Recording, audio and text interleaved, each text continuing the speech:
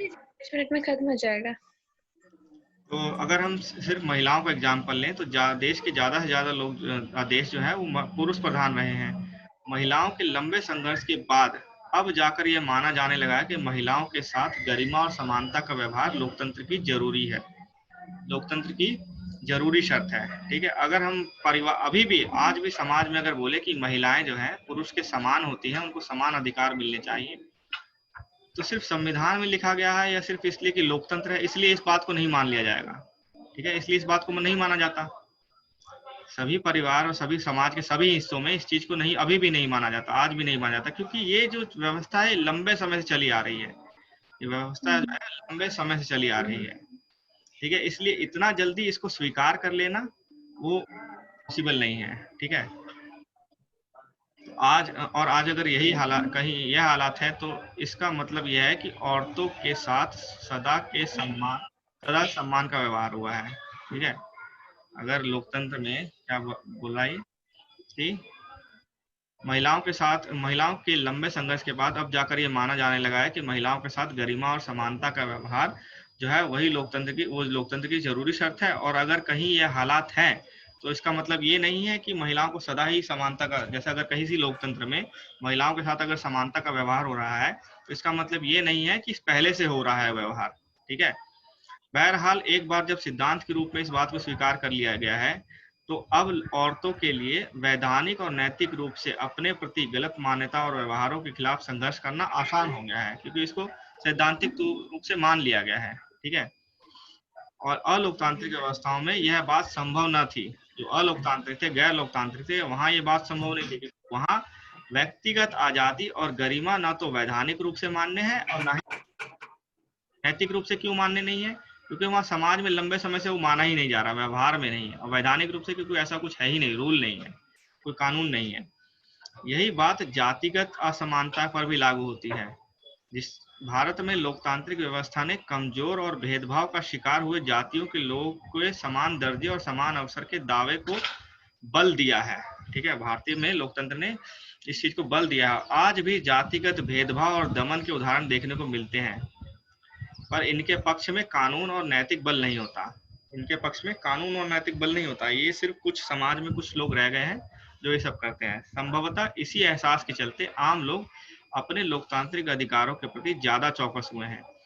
लोकतंत्र में लगाई गई उम्मीदों को किसी लोकतांत्रिक देश के मूल्यांकन का आधार लोकतंत्र से लगाई गई उम्मीदों को किसी लोकतांत्रिक देश के मूल्यांकन का आधार भी बनाया जा सकता है। लोकतंत्र की एक खासियत यह है कि इसकी जांच परख और परीक्षा कभी खत्म नहीं होती। आप लोकतंत्र की जांच परख खत्म नहीं होती। आपको हमेशा आपके सामने आएगा कि डेमोक्रेसी सही भी है कि गलत है। आपके लिए प्रॉब्लम होगी तो आपको डेमोक्रेसी गलत लगेगी, आपके लिए सही लगेगा तो आप सोचोगे डेमोक्रेसी सही है। ठीक है, पर वह एक एक जांच पर खरा उतरे तो अगली जांच आ जाती है। लोकतंत्र लोगों को जब लोकतंत्र में थोड़ा लाभ मिलता है तो उनको अच्छा लगता है, तो वे लाभों की मांग बढ़ा देते हैं।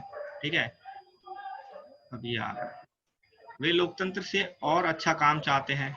वे लोकतंत्र से और अच्छा काम चाहते हैं। यही कारण है कि जब हम उनसे लोकतंत्र के कामकाज के बारे में पूछते हैं तो वे हमेशा लोकतंत्र से जुड़ी अपनी अन्य अपेक्षाओं का पुलिंदा खोल देते हैं। जैसे जैसे आपको क्या होता है, समाज जैसे जैसे व्यक्ति को कुछ मिलता है तो उसकी उम्मीदें बढ़ती चल जाती है, उसे चाहिए कि और चाहिए। और जब वो नहीं मिल रहा होता है तो उसको लगता है अरे ये चीज तो खराब है। तो वही लोकतंत्र के साथ है। शिकायतों का बने रहना भी लोकतंत्र, लेकिन ये चीजें जो शिकायतें होती हैं कि लोकतंत्र यहाँ खराब है, यहाँ खराब है, यहाँ खराब है, ये अच्छा भी है। यही उसको मौका देता है लोकतंत्र को और समृद्ध होने के लिए। ठीक है, यही उसको मौका देता है। इससे पता चलता है कि लोग सचेत हो गए हैं और सत्ता में बैठे लोगों के कामकाज का आलोचनात्मक मूल्यांकन करने लगे हैं। लोकतंत्र के कामकाज से लोगों का असंतोष जताना लोकतंत्र की सफलता को ही बताता है। अगर लोकतंत्र से आप संतुष्ट नहीं हो तो इसका मतलब कुछ संतुष्ट नहीं हो तो इसका मतलब है कि लोकतंत्र सफल हो रहा है। ठीक है, साथ ही यह लोगों के प्रजा से नागरिक बनने की गवाही भी देता है। आप सिर्फ प्रजा नहीं रहे हो, अब आप नागरिक बन रहे हो। तभी आप मांग कर रहे हो। प्रजा मांग नहीं करती है। प्रजा के पास आजादी नहीं होती है, लेकिन नागरिकों के पास आजादी होती है मांग करने की। आज अधिकांश लोग मानते हैं कि सरकार की चाल ढाल पर उसके वोट से असर पड़ता है। ठीक है, सरकार की चाल उनके वोट से असर पड़ता है और यह उनके अपने हितों को प्रभावित भी करता है। ठीक है, तो लोकतंत्र अच्छा है, खराब है, लोकतंत्र से क्या उम्मीदें हैं, वो सब इसमें पढ़ा हमने। लोकतंत्र क्या करता है, ठीक है। यहाँ कुछ कुछ सब्जेक्टिव क्वेश्चन है, और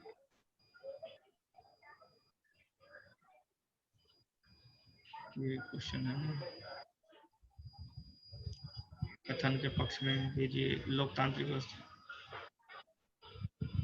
जैसे यहाँ से शुरू है, लोकतांत्रिक व्यवस्थाओं के संदर्भ में कौन सा विचार सही है।